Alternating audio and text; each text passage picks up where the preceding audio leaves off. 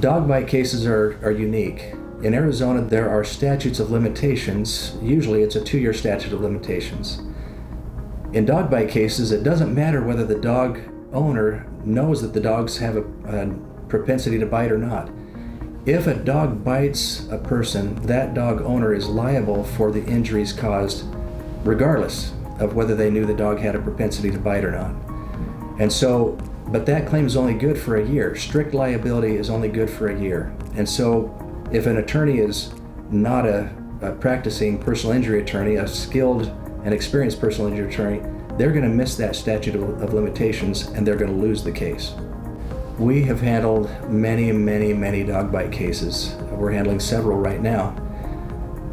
Probably the most traumatic dog bite case was a case where a family had some pit bulls, and the pit bulls, they would let them outside for whatever reason.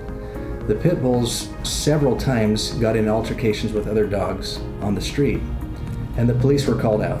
The animal control was called out many times. But they would just always give the dogs back to the owners without any repercussions.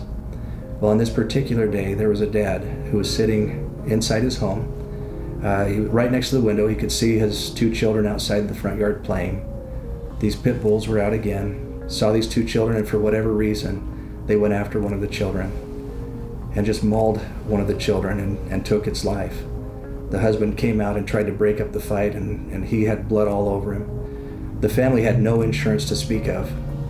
We were able to get records from the city to show how many times the police had been called out, how many times animal control had been called out.